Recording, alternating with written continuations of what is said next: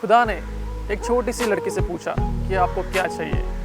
लड़की ने मुस्कुराते हुए कहा कि मुझे चाहिए आज़ादी। आज़ादी एक इंसान का हक है, वो महिला हो या पुरुष हो, हर किसी को चाहिए आज़ादी। आज़ादी एक शब्द के कारण भारत 200 साल तक अंग्रेज़ों से लड़ता रहा, पीटता रहा और लूटता भी रहा, पर आखिरकार 15 अगस्त 1947 को भारत को मिली आज़ादी और इसी दिवस पर हम स्वतंत्रता दिवस मनाते हैं। और इसी पावन अवसर पर और पवित्र दिन पर डॉक्टर विश्वनाथ दास कराड़ सर ने विश्व शांति दर्शन चैनल की स्थापना की। इस चैनल पर अलग अलग प्रकार के कार्यक्रम दिखाए जाते हैं। मन की बात संजय उपाध्याय सर का कार्यक्रम, धर्माचे मर्म doctor S N Pathan sir का कार्यक्रम और डॉक्टर मुकेश शर्मा, जिनका कहानी सुनाने का अंदाज इतना कूल है कि आप कभी कहानी भूल ही नहीं पाओगे। तो आइए इसी के साथ आज का हमारा ये प्रोग्राम मन की बात दिलीप सिंह के साथ शुरू करते हैं। आइए बात करते हैं हमारे कुछ दोस्तों से 15 अगस्त के बारे में, वो क्या जानते हैं, 15 अगस्त क्यों मनाया जाता है। आइए बात करते हैं उनसे। क्या आपको पता है कि 15 अगस्त और 26 जनवरी इसमें क्या अंतर है?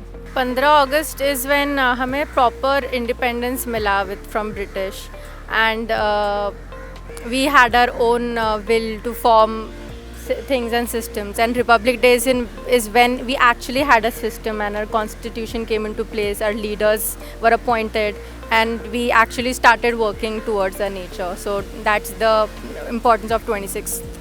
200 साल हम गुलामी में जी रहे थे, तो हमारे कुछ सुपर हीरोज या नहीं सुपर हीरोज या हाँ, मतलब सुपर हीरोज भी कह सकते हैं हम ना, क्योंकि उन्होंने कितने सारे करोड़ों लोगों को आज़ादी दी। रिपब्लिक डे 1950 से स्टार्ट किया था, बिकॉज उस वक्त मतलब आई गेस अपना कॉन्स्टिट्यूशन उस टाइम से एक्ट में आया था और वहाँ से उस समय से शुरू हुआ था। सो रिपब्लिक डे 1950 से 26 जैन को हुआ था। स्कूल में या कॉलेज में 15 अगस्त सेलिब्रेट किया है, मतलब किस तरह से आप सेलिब्रेट करते थे स्कूल में? तो परेड होता था, सॉन्ग्स होते थे, डांस रहता था, कॉम्पिटिशन्स रहती थी। हमारे यहाँ पे ढोल ताशा पतक वगैरह होता था। तुम ढोल बजाते? यस सुबह उठ के जल्दी जाते थे उस दिन और मतलब ढोल ताशा की प्रैक्टिस करने में बहुत मजा आता है। 4-5 दिन पहले से शुरू होता था वो ज़्यादा वो मज़ा आता था कि एंड के क्लासेस मिस होते थे और हम लोग रिहर्सल के लिए जाते थे उसके नाम पे। Well to be very frank, speeches होते थे जो हमें बहुत बोरिंग लगते थे तो हम उसमें चिट चैट करते थे, but then the main thing वो नेशनल एंथम होता था, तब ऐसे गूज बम्स आते you know and flag hoisting and all, so that was the best part. Snacks was the best part actually. सिर्फ स्नैक्स के लिए आप जाते थे मतलब?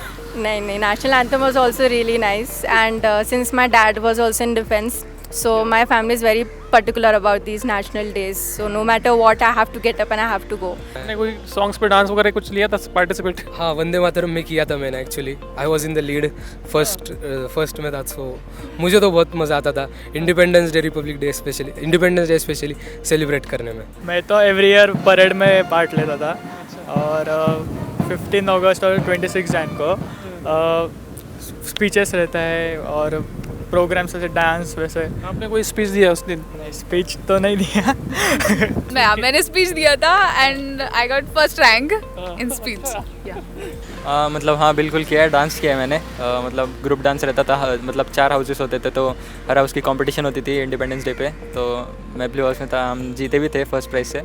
भारत 15 अगस्त को तो आज़ाद हो ही गया है, सबको हाँ। पता ही है, पर 15 अगस्त का जो सेलिब्रेशन होता है वो हर स्कूल में कम से कम हफ्ते भर पहले से शुरू होता है और मिनिमम उसका मज़ा हर एक बच्चा लेता है। हाँ, क्योंकि टीचर्स भी कुछ बोल नहीं सकती, बोला प्रैक्टिस के लिए जाना, क्या बोलेगी teacher? No, don't go, sit in the class, afterwards गो।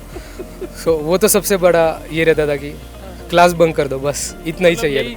यही आज़ादी है मतलब। या in the school this is the best thing. इसी के लिए हम 200 साल तक लड़ते रहे और उस आज़ादी का आज मज़ा हमारे स्कूल के बच्चे, कॉलेज के बच्चे उठा रहे हैं। आज हमारे भारत को स्वतंत्र होके आज 75 ईयर्स पूरे हो चुके हैं। तो क्या लगता है आपको, अभी भी आप स्वतंत्र हो चुके हैं या फिर आपको लगता है कि कुछ अधिकार हमें अभी तक नहीं मिले? फ्रीडम, हर चीज़ की लिमिट होती है ना। अभी freedom can not be limitless, कहीं ना कहीं it has to have a stop. तो ज़्यादा से ज़्यादा मैक्सिमम जितनी ज़रूरत है, इनफैक्ट आई थिंक ज़रूरत से ज़्यादा भी फ्रीडम है। अधिकारों की बात करें तो हमारे पास सारी चीज़ें हैं, ऐसा कोई कमी नहीं है जो अधिकार हमारे पास नहीं है। सबसे बड़ा अधिकार जो इंडिया में बात कर सकता हूँ फ्रीडम ऑफ स्पीच है, जो कहीं और नहीं मिलता। जितना खुल के हम अपने इंडिया को क्रिटिसाइज़ कर सकते हैं वो कहीं और करते हैं तो अभी तक मार दिए जाएंगे। Freedom is something we need to earn it, unfortunately that is the fact. वो जो होता है कि freedom should be there from the day we are born, that is true, but when it comes into practical approach we all live in a society, there are different norms, different rules. अभी मेरे freedom से दूसरों की freedom को हानि नहीं पहुंचनी चाहिए। So freedom should work with respect to other people also. So in that case I think we have pretty much good freedom, but then there are some things that we need to work upon, so that's why we speak up, and there are protests and all. So the fact that we can speak up itself explains that we do have freedom. So I think I'm happy with the freedom that we have and everything that we exercise in. अधिकार वैसे सारे हैं, पर कुछ अधिकारों के बारे में अवेयरनेस की वजह से कुछ अधिकार पता भी नहीं होते कि ये अधिकार है। तो उस हिसाब से लाइक जैसे एयरपोर्ट पे हो गए, रेलवे स्टेशन पे छोटे छोटे अधिकार होते हैं, लाइक पानी की free services, hotel free use होना, वैसे वैसे अधिकार। मतलब होटल के बारे में कौन सा अधिकार आपको, जो लोगों को, बहुत सारे लोगों को नहीं पता जो होटल के बारे में अधिकार है? तभी होटल में टॉयलेट और पानी फ्री होता है, यूजिबिलिटी सबको नहीं पता होता। मतलब कई सारे होटल में आप जाएंगे, 3 स्टार हो या 5 स्टार हो, कहीं भी जाके आप पानी पी सकते हैं, वॉशरूम यूज़ कर सकते हैं बिना पैसे दिए। और कई सारे पेट्रोल पंप पे, कई सारे नहीं, हर पेट्रोल पंप पे कंपलसरी अधिकार है कि वॉशरूम और पानी की सुविधा होनी चाहिए। और रात के वक्त हम कहीं जाते हो और रुकने के लिए जगह ना हो तो हम कोई भी पेट्रोल पंप पे जाकर रुक सकते हैं, वापस सो सकते हैं। ये अधिकार नॉर्मल अधिकार है, ये लोगों को नहीं पता होते। आपने ऐसे बोला कि आपके डैडी डिफेंस में काम करते हैं, 15 अगस्त में उनके लिए एक अलग ही सेलिब्रेशन होता है, तो क्या करते थे? He was in navy. I remember कि उनके यहाँ पे बहुत बड़े बड़े फंक्शंस होते थे on 15th August and all. So may be because they practise protecting their nation every day in their life, that's little the whole purpose of the profession. So they realise the importance of it, but we, like usual citizens, we have no idea people what they have to sacrifice for us. So I got to have a different view of how our nation really came into being, which other peoples won't be able to have. So that is something I'm really proud that my dad was in Navy, and I got to feel all that, marching and everything. It just feels very proud and goosebumps aate hain aise, yeah. अब normal सी बात है कि अगर मैं क्या कहते हैं, मैं गाड़ी चला रहा हूँ, मेरे पास डीएल अगर फ़ोटो में भी है तो वो मेरा वैलिड होता है, ये रूल आ चुका है। पर अगर मैं फ़ोटो में दिखा रहा हूँ, उसने बोला है कि क्या कहते हैं डीएल आपका नहीं वैलिड है, आपके पास नहीं, आपका चालान कटेगा या आपको घूस देना पड़ेगा, तो देना पड़ेगा, नहीं दूंगा तो गाड़ी रख ले रहा है मेरी। अब दोस्त की मांगी गाड़ी को स्टूडेंट अगर लेके जा रहा है तो वो कैसे रखवा सकता है, वो पैसा देके आता है। तो ये चीज़ों पर एक्शन हम कहाँ से ले पाएंगे जब हमारी कंडीशन ये अलाउ कर रही है? तो ये सामने वाला आदमी पावर में हमसे ज़्यादा, तो क्या करें, ये वाली बात आती है। कई सारे जगह पे आपने देखा होगा कि जैसे कि मैं अभी कुछ दिनों पहले सूरत में गया था, वहाँ पर गैस मिलता है, गैस वाले घर पहुँच गैस देते हैं, पर उनका जो अमाउंट होता है, जो भी 800 रुपये, 1000 रुपये, वो गैस के ऊपर, रिसीट के ऊपर लिखा रहता है 800 रुपये, फिर भी वो 50 रुपये ज़्यादा मांगते हैं और लोगों को देना पड़ता है। हालांकि हम उसे रोक सकते हैं, फिर भी लोग देते हैं। आप आज रोकोगे, कल से आपकी गैस की डिलीवरी डिले करेगा, खाना कैसे खाओगे? तो आपको लगता है कि आप आज़ाद भारत में रह रहे हो? आज़ाद भारत की बात करें या ना करें, देखिए कई सारी चीज़ों में आज़ादी है, कई सारी चीज़ों में सिस्टम अभी डेवलप होगा। ऐसे कौन से फ्रीडम फाइटर है जो आपको पसंद हो और अभी तक उनका कोई एक इंसिडेंस आपको याद? फ्रीडम फाइटर में अगर बात करूं पसंद में, तो सबसे ज़्यादा जो मैं जिनकी स्टोरी मुझे पता चली थी, वो क्या कहते हैं भगत सिंह जी थे। जितने ऑनेस्ट, जितने ब्रेव और जितना करेजियस उनके काम थे, उसके कंपैरिजन में शायद किसी और ने नहीं उठाया था। और हो सकता है कि अगर वो ज़िंदा होते जिस टाइम पे उनका एग्जीक्यूशन हुआ था, तो शायद हम कुछ थोड़ा पहले आज़ाद होंगे होते।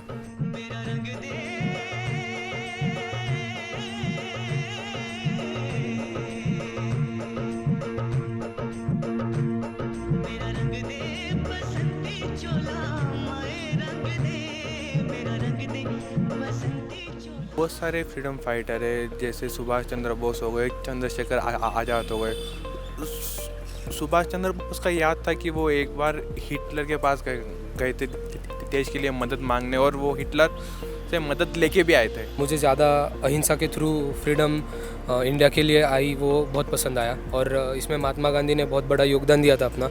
उनके थ्रू बड़े बड़े बहुत से शहरों में अलग अलग मोर्चे, उनके अहिंसा के इस मार्ग से बहुत हज़ारों लोग, लाखों लोग एक साथ जुटकर और अहिंसा के मार्ग पर चलकर इंडिया को आज़ाद करने का, भारत को आज़ाद करने का प्रयास कर रहे थे।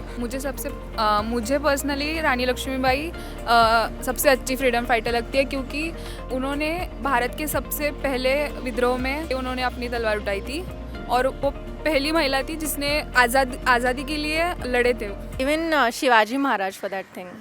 Shivaji Maharaj, when he was literally at the age of 14, I know it doesn't come under this era wala Independence Day, but then me being a Maharashtrian, I've been told about a lot about Shivaji Maharaj and this and that. It wasn't there in a school curriculum, but I've gone to so many forts, write-ups and everything. At the age of 14, he conquered the first fort, literally 14. मतलब That's वो एक really... पहिलं इंसान कह सकते हैं कि मला माझं स्वराज्य हवं, म्हणजे मला माझा देश हवा। Yeah, and he ये was the पहिला first इंसान है कि one. जिसने ये सेंटेंस यूज़ किया हो। Yeah, and he was the first one to actually fight for women. Nobody did that before. So he actually understood. He was the true leader. तुझे क्या लगता है कि भगत सिंह, राजगुरु, मंगल पांडे, गांधी जी, इन्होंने भारत के लिए इतना बड़ा बलिदान दिया, तो तुझे लगता है कि आज के लोग कुछ ऐसा कर सकते हैं कभी ज़रूरत पड़ी तो? कर ही रहे हैं, बहुत सारे लोग कर रहे हैं। जैसे अभी थोड़े साल पहले लोकपाल बिल के लिए अन्ना हजारे ने अनशन किया था, और भी टाइम टू टाइम सारे लोग करते ही हैं इसके लिए। I'm not sure. Again, like I said, it depends. Normal people won't get to know. But since I am the daughter of somebody who was in defense, I will know what it really means. So tomorrow, if personally I have to sacrifice, I'm still not sure if I'm willing to give up my life for my country. I know I'm saying this on broadcast, but that's my honest opinion. ऐसी करने वाली चीज़ें लोग हैं, कई सारे ऐसे लोग हैं जो जागरूकता फैलाने की कोशिश कर रहे हैं। अब अगर देखा जाए तो जागरूकता फैलाने का सबका अपना अपना पर्सपेक्टिव हो गया है। कुछ लोग उसमें आपके हिसाब से सही काम कर रहे होंगे, कुछ लोग आपके हिसाब से गलत काम कर रहे होंगे। यही सेम चीज़ क्या कहते हैं, महात्मा गांधी, सुभाष चंद्र बोस सबके साथ इनका एम अल्टीमेटली सेम था कि इंडिया आज़ाद होना चाहिए, पर इनका व्यूज़, इनके मेथड्स, इनके पर्सपेक्टिव थोड़े थोड़े डिफरेंट थे, सबका डिफरेंट थे। आज के समय में हमें तलवार, बंदूकें उठाने की ज़रूरत नहीं है फ्रीडम के लिए। हमें कलम की ज़रूरत है। The main thing for every youth, not just youth, every single person is that we should know the laws, और जो हमारे लिए बनाए हैं, हम किस चीज़ के लिए हम लोग फ्रीडम है, हम वो समय पता चाहिए। ऐसा कौन सा गाना है जो देशभक्ति पर गीत है जो आपको याद हो? मुझे डाल डाल पर सोने की चिड़िया, ये गाना बहुत पसंद आया था, क्योंकि इसमें भारत की सुंदरता, एनवायरनमेंट के बारे में इसका वर्णन किया है। ये मेरे वतन के लोगों, किसने गाएगा? लता मंगेशकर। यस, लता मंगेशकर। मेरे को एक गाना बहुत पसंद है, वही है शायद, कंधों से मिलते हैं कंधे। हाँ, मेरे फ़ोन में भी हाँ रिंगटोन भी है, रिंगटोन थी। मेरे को बहुत पसंद है, मतलब देशभक्ति का, मतलब पहले बहुत पागल था ना मैं इससे ऐसे पागल? हाँ बहुत।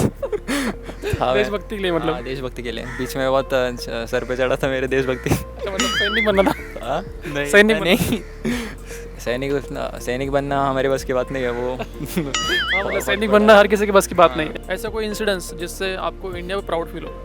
अभी जो कॉमनवेल्थ गेम्स हुए उसमें भारत के लिए पीवी सिंधु ने जो बैडमिंटन में गोल्ड मेडल लाया, वो भी भारत के लिए सबसे गर्वपूर्ण बात है। अगर मैं प्राउड मोमेंट की बात करूं, जैसे मेरे को ये प्राउड होता है कि मैं इंडियन हूं या फिर मैं इंडिया में हूं, तो मैं बात करूंगा आर्टिकल 370 की। आर्टिकल 370 रिसेंटली हटा है, जिसके जो अगर मैं कुछ बताना चाहूँ बेसिकली क्या था, कश्मीर में कोई भी बाहर का आदमी जो कश्मीर का रेसिडेंट नहीं है वो जाके वहाँ इन्वेस्टमेंट नहीं कर सकता, बिजनेस नहीं कर सकता, कोई प्लॉट या कोई एरिया नहीं ले सकता। अब मैं ये मानता हूँ कि जिस कॉन्फ्लिक्टेड एरिया में कश्मीर था, जिस कॉन्फ्लिक्टेड एरिया से उठा के इंडिया ने उसको सबके अगेंस्ट जाके अपने उसमें इंक्लूड किया है, वो एक बड़ी बात है। आर्टिकल 370 हटा के आपने एक मौका दिया है लोगों की वो जाएँ, ताकि वहाँ के लोगों को मौका मिले, ताकि वो आगे बढ़ें। मेरे फ्रेंड्स हैं कश्मीर से, एक दो फ्रेंड्स मेरे भी हैं कश्मीर से, उनको वहाँ मौका नहीं मिला इसलिए बाहर आ रहे हैं। अब उनको वहाँ मौका मिलेगा, वहाँ कुछ कर सकते हैं। तो बेसिकली यही चीज़ है कि आदमी वहाँ से बाहर निकलता है जहाँ उसको लगता है मौका नहीं है। अगर मुझे लग रहा है कि मैं इस पर्टिकुलर सिटी में हूँ, मेरे को यहाँ मौका मिलेगा, तो मैं क्यों जाना चाहूँगा? अपना घर कौन छोड़ के जाना चाहता है? इंडिया में अभी रिसेंटली इंडिया के विदेश मंत्री फॉरेन में देखते हुए ये लगा कि वहाँ का जो उनका जो थॉट प्रोसेस वगैरह है, ये जिस हिसाब से वो जवाब देते, जिस हिसाब से वो रिप्लाई करते हैं, ये उनमें वापस से किसी की हिम्मत नहीं होती कि वापस से आके क्वेश्चन पूछ ले वापस से, कि कोई मतलब क्योरी रह जाए और कोई ऐसी कोई चीज़ रह जाए। कई सारे लोग अपने इंडिया में आज के ज़माने में अपने पावर का गलत इस्तेमाल करते हैं। और नॉर्मल लोग उसके लिए कुछ कर नहीं पाते, या उनको पता होता है उनके अधिकार, फिर भी वो अपने अधिकारों को फॉलो नहीं कर पाते। तो ऐसे वक्त पर क्या करना चाहिए? जिसके पास पावर है वो पहले तो हर चीज़ के लिए लड़ सकता है। दूसरी चीज़ ये है कि ज़्यादातर लोग जिनके पास पावर है, मेनली पैसे के टर्म्स में, वो लड़ना नहीं चाहते हैं, वो कन्वीनियंस चाहते हैं। जिनके पास पावर नहीं है वो चाहते हैं कि मेरे लिए सिस्टम आइडियल हो जाए। अब बिना पावर के आप सिस्टम आइडियल कैसे करोगे, ये एक चैलेंज है हमारे पास। आपको कहीं ना कहीं ऐसा लगता है कि आपको पूरी तरह से आज़ादी नहीं है? आज़ाद तो है सभी है, पर कुछ चीज़ें जो बदलनी चाहिए वो उतना थोड़ा सा बचा है अभी आज़ाद होना, बट ऑलमोस्ट सब आज़ाद ही है। थोड़ा सा मतलब कितना? मैं बोलूँगा 80% सब आज़ाद है, वो 20% जो रहेगा उतना थोड़ा चलता है। 50-50 लगता है कभी कभी।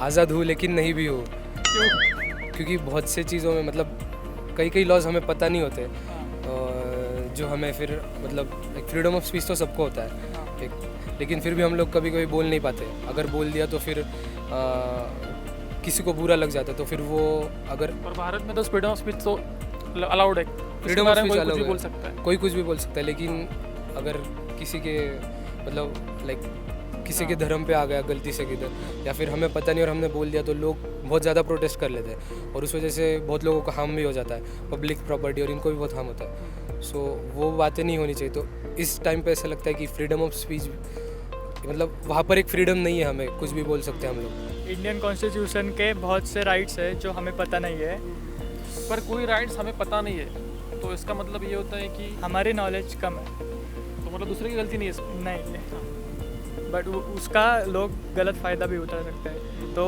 वो एक ड्रॉबैक है। तो आज के ज़माने में जैसे ही गौरव बोला कि गन्स और ये उठाने की ज़रूरत नहीं है, नॉलेज इज़ द पावर। तेरे साथ कुछ ऐसा हुआ कि जहाँ पर तुझे पता है कि गलत हो रहा है, ठीक है, पर फिर भी तू कुछ कर नहीं पाया? क्योंकि आजकल ऐसा होता है कि लोगों को पता होता है ये चीज़ गलत है, फिर भी वो कुछ कदम नहीं उठाते, अपने लिए भी नहीं उठा पाते और दूसरे के लिए भी नहीं उठा पाते। एक करप्शन वाला या जो आप घूस लेने वाली जो बात करते हैं, वहाँ पे हम कहेंगे कि क्या कहते हैं, ये अधिकार मुझे पता है पर मैं इसको यूज़ नहीं कर सकता हूँ, क्योंकि वो करूँगा तो मेरा काम नहीं होगा। अच्छा, मतलब आपको डर लगता है कि मैं कभी उसके ऊपर एक्शन उठाऊँ तो मेरा काम नहीं होगा? सिंपल सी बात है, अगर मैं बोलूँगा कि आप ये गलत कर रहे हो मेरे साथ, आप मेरा काम जल्दी कर सकते हो, तो वो सीधे सीधे उसके पास एक पावर है इस समय जो वो ये बोलेगा कि इनका एप्लीकेशन रिजेक्ट हो रहा है किसी भी रीज़न से, फॉर XYZ रीज़न, मैं उस पर क्या करूँगा? कुछ नहीं, आगे एक्शन लेते हैं। देखिए बेसिक चीज़ बता रहा हूँ, नॉर्मल आदमी किस तरह सोचता है, उसका ये होता है कि मेरा काम हो जाए, बाकी मैं आगे देखता हूँ कैसे मैनेज करना है, सीधी बात बता रहा हूँ। अब अगर मैं जाता हूँ किसी पुलिस वाले के ऊपर एक्शन लेने, तो क्या होगा? या सीधे सीधे बात है, उनके पास पावर है, उनके पास लाठी होती है, कुछ के पास बंदूक भी होती है। पर कई सारे जगह पे कई सारे लड़कियों को फ्रीडम नाम की चीज़ नहीं मिलती है, उन्हें कहीं ना कहीं रोका जाता है। मतलब बड़े बड़े सिटीज़ में आज भी नहीं होता ये चीज़ें, मतलब ख़त्म ही हो चुकी है, पर कई सारे जगह पे ऐसा होता है कि उन्हें हायर स्टडी के लिए बाहर जाने के लिए अलाउड नहीं होता है। कई सारी जगह पे वो जा नहीं सकती है क्योंकि वो बड़ी होगी, उनको शादी करनी पड़ेगी, कभी आगे पढ़ाई करें तो शादी नहीं होगी, ऐसा कई सारे चीज़ें होती है। तो उसे लेकर आपको क्या लगता है? अभी भी इंडिया में कुछ ऐसे प्लेसेस है, कुछ ऐसे गांव है जहाँ पे लड़कियों को पढ़ने लिखने का या आगे जाने का घर वाले सपोर्ट नहीं करते। वही सेम लड़कों के बारे में उनको सपोर्ट मिलता है, वो आगे जाते हैं, बट इट्स लाइक ये भी एक फ्रीडम है जो मिलना चाहिए। Parents don't have to be bothered if their sons are roaming around late at night, but if it's a girl, safety comes into it. So safety, freedom, same thing. Even we can't blame the parents also. So वो कहीं ना कहीं girls have to be blamed. अभी लड़कियों को बोला जाता है ना कि ये टाइम है उसके अंदर घर पे आना है, बट लड़कों को कोई नहीं बोलता है। कई सारे गरीब गाँव में, मतलब कई सारे गाँव में, विलेजों में, I am belong also from like small village. तो आपके यहाँ पे ऐसा कुछ होता है? बहुत सीन्स हुए। इट्स लाइक मेरे क्लासमेट्स जो मेरी फ्रेंड्स हैं उनको भी लाइक जो लाइक टॉपर्स वगैरह थी स्कूल में, उनको भी पढ़ने लिखने का मौका नहीं दिया उनके घर वालों ने, या वो आगे नहीं पढ़ पाई। सो ये जो चल रहा है, ये भी फ्रीडम गर्ल्स को मिलना चाहिए, या उनका वो हक है। जैसे हम सब 31 को इतने उत्साह से मनाते, रात के 12 बजे आतिशबाजी करते, सेलिब्रेशन करते, दोस्तों को फ़ोन करते, तो उस तरह से आप 15 अगस्त क्यों नहीं मनाते हम? भी वो न्यू ईयर होता है इसलिए आतिशबाजी उधर मनाते हैं। और तो न्यू ईयर ही अपने लिए ना, अपन तो आज़ाद हुए थे। आज़ाद हुए हैं, पर वो पूरे वर्ल्ड का रहता है इसलिए फिर सब मनाते हैं, इसलिए ज़्यादा आतिशबाजी वो सब करते हैं। Because 31st December, it's just another excuse of partying. You know, drinks, chicken, bahar jao. After 12 especially, because 31 and first countdown and saying Happy New Year to everybody and all. But हमारे भारत के लिए 15th तो happy August. New year तो यही है ना, क्योंकि हम लोग 200 साल के बाद आज़ाद हुए थे। I know. तो but- हैप्पी न्यू ईयर से भी बड़ा एक इवेंट हम अपने लिए आज़ादी है। I know, but then 15th August is something very disciplinary. So I don't think, especially youngsters who like partying and all, will wake up in the morning and go for flag hoisting. I'm not supporting that, but I'm just telling you what might the reason be. आजकल हमारे देश में campaign चल रहा है कि हर घर तिरंगा होना चाहिए। इसके पीछे क्या मोटिव, आपको क्या लगता है? कि देशभक्ति और ये 75th इंडिपेंडेंस है तो सेलिब्रेट करना है। Motive ये है कि yesterday only I was speaking this, talking about this with my cousin. उनको फ्री में तिरंगा वगैरह बांटा था for this, for 15th August especially. तो then there are few people who say कि क्या इसकी ज़रूरत है, तो ज़बरदस्ती हो गई है, ज़बरदस्ती देशभक्ति करा रहे हैं। But then again it's important because कुछ लोग वो ऑरेंज झंडा होता है या फिर यू नो फेमस कॉन्सर्ट्स के फ्लैग्स एंड ऑल होते हैं, वो सब होते हैं, बट इंडिया का झंडा नहीं होता है। So I think that would be a great idea, but I am not sure if it should be imposed as a rule और समथिंग। ऑप्शनल होना चाहिए, नो, लाइक आई सेड, ज़बरदस्ती नहीं करवा सकते लोगों को। तो मैंने भी आज सुबह लगाया पूरा आदर के साथ, सब हम 2 जन थे, 2 जनों ने अच्छे आदर के साथ लगाया। फिर से अब शाम को निकालेंगे, शाम को नहीं निकालें, आज 3 दिन लगाना है, 3 दिन के बाद अच्छे से निकालेंगे आदर का। इसकी सेफ्टी के लिए आप क्या करोगे? मतलब अभी तिरंगा तो हमने ले लिया है, हाँ। तो उसे संभालना पड़ेगा। और तिरंगा एक सेंसिटिव सब्जेक्ट है, मतलब सेंसिटिव फ्लैग है, हाँ जिसका हम अपमान नहीं कर सकते। हाँ बिल्कुल नहीं कर सकते। वैसे हम मतलब हम एक कागज़ में मतलब उसको फोल्ड करके एक कागज़ में और फिर एक बैग में रखने वाले, तो उसके बाद ऐसे आदर से रखेंगे हम उसको। हमारी आज़ादी को आज 75 साल पूरे हो गए हैं, फिर भी हमारी हालत एक पक्षी की जैसी है जो कई सालों के बाद पिंजरे से बाहर तो निकल गया है। उसे आज़ादी तो मिल गई है, पर इस आज़ादी का करना क्या है? उसके पास उड़ने के लिए पंख तो है, पर जाना कहाँ है, उसे ये बात पता नहीं अभी तक। एक सीमा के आगे वो जा नहीं सकता। यदि आपको सीमा के आगे जाना है तो ज़रूर देखते रहिए विश्व शांति दर्शन। विश्व शांति दर्शन चैनल की ओर से आप सभी को स्वतंत्रता दिवस की ढेरों शुभकामनाएं। जय हिंद।